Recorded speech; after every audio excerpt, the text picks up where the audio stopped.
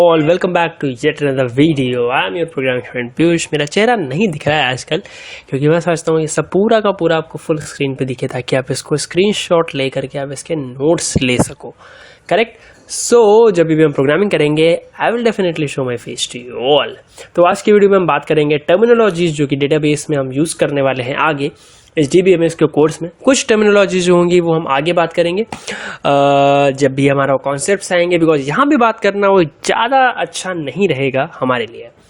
जो सबसे पहली चीज़ जो आती है डेटा बेस मैनेजमेंट सिस्टम का सबसे बड़ा इंसान, सबसे सेंट्रल अट्रैक्शन जो आता है वो डेटा है।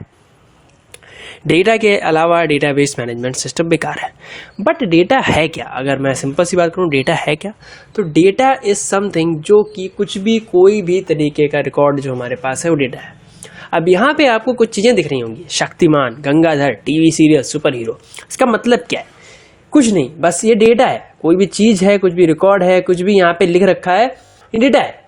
बट इस डेटा का मतलब क्या है? इस डेटा की कोई वैल्यू है? इस डेटा का कुछ मतलब है? इस डेटा से कुछ हमें मिल रहा है? नहीं, हमें पता भी नहीं चल रहा कि इस चीज क्या है। बट जो लोग शक्तिमान देखते हैं उन्हें पता है कि शक्तिमान ही गंगाधर है और गंगाधर ही शक्तिमान है। तो गंगाधर शक्तिमान गंगाधर, यस।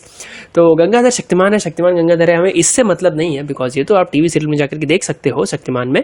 तो बेसिकली क्या है, यहाँ पे हमें समझ नहीं आ रहा है। जिसको भी शक्तिमान नहीं पता उसको पता नहीं क्या क्या चीजें हैं ये, ठीक है। This is not a proper data. तो अगर हम इसी डेटा को प्रॉपर वे में रख देंगे तो फिर हम इसको क्या बोल सकते हैं? इन्फॉर्मेशन इज व्हाट, कि एक डेटा, कलेक्टेड डेटा, जो हमने डेटा कलेक्ट किया है उसको एक प्रॉपर वे में रखो जिससे हमें कुछ मिल सके।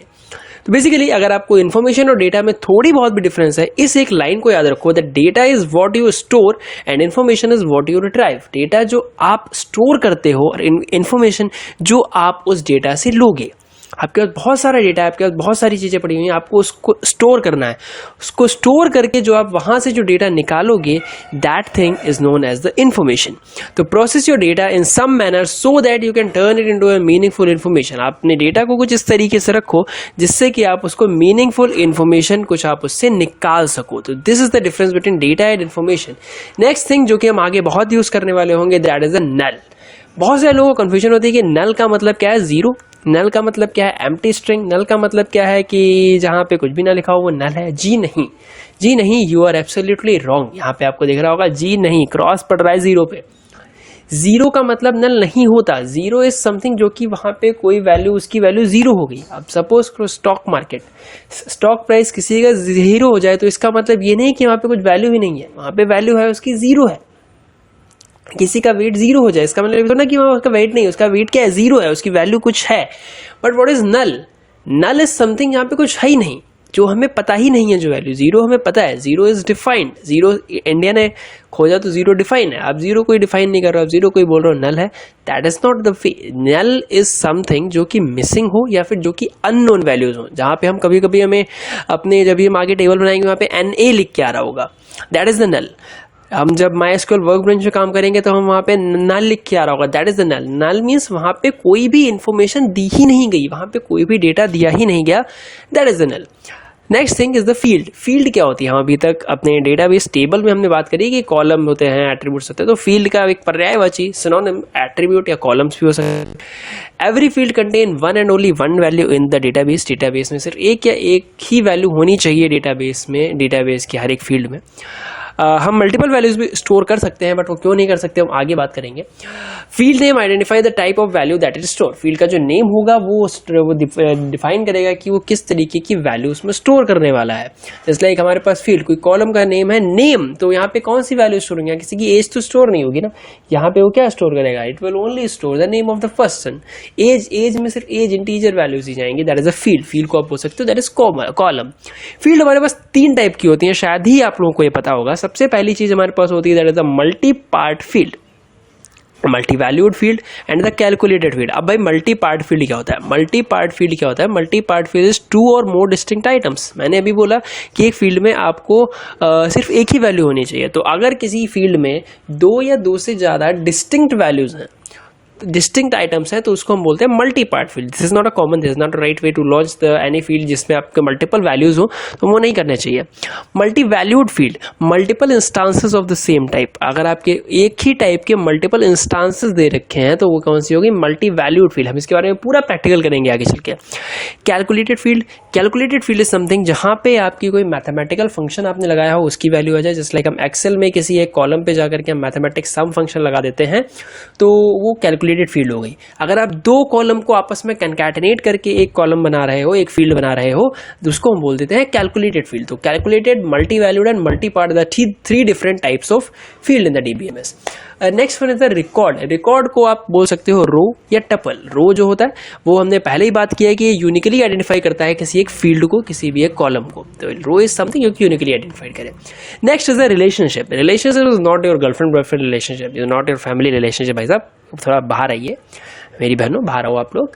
तो relationship is something which is the relationship between two और मोर टेबल्स। हमारे एक डेटाबेस में मैंने पहले बताया था, डेटाबेस के अंदर मल्टीपल टेबल्स स्टोर हो रखी हैं, तो उन टेबल्स के बीच में हमारा कुछ ना कुछ रिलेशन होता है।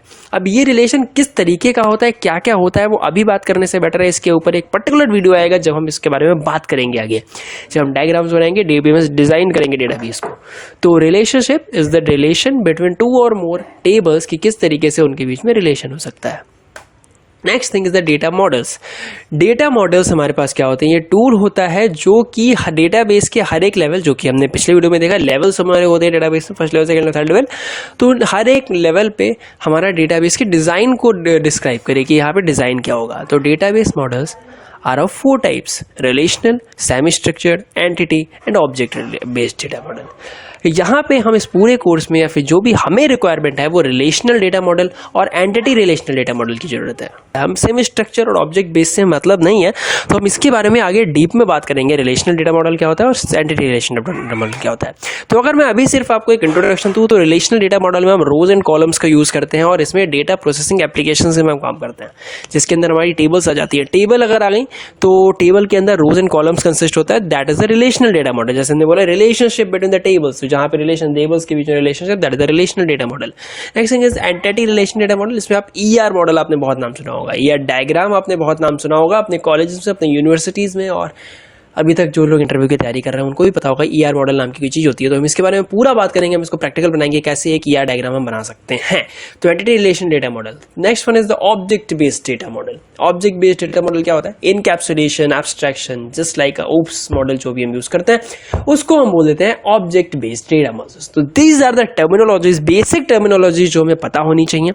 तो बेसिकली ये थी हमारे पास में ईआर डायग्राम्स, या फिर बोल सकते हो कि तो ये था हमारे पास में एक पूरा टर्मिनोलॉजी जो कि हम इसमें यूज़ करेंगे, जो कि बेसिकली हमें चाहिए होती हैं। इसके अलावा भी हमारे पास बहुत सारी हमारे पास में चीज़ें हैं, हमारे पास में टर्मिनोलॉजीज हैं। These are not the different thing जो कि हम इतनी ही यूज़ करने वाले, बहुत सारी आगे आने वाली हैं जो कि हम आगे बात करेंगे। बिकॉज अगर अभी मैंने वो बता दिया तो बहुत ही सारा सब कुछ ऊपर से चलता चला जाएगा, तुमको कुछ समझ नहीं आएगा, जैसे आज तक कुछ नहीं समझ आया।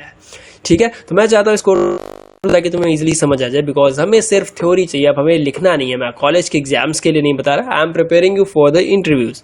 Okay, so this is all from this video. I hope आपको पसंद आ रहे होंगे जितने भी वीडियोज आ रहे हैं यहाँ पे इस चैनल पे। तो एक अकेला बंदा हूँ, काम करते जा रहा हूँ, तो अगर पसंद आ रहा है काम तो फिर इसको सब्सक्राइब कर लो यार, और अपने जूनियर्स को, अपने जो भी प्रिपरेशन कर रहे हैं ऑफ कैंपस ऑन कैंपस, उनको शेयर कर सकते हो। So that's all from this video. See you guys in the next one. Till then take care, keep learning and stay blessed. Bye bye.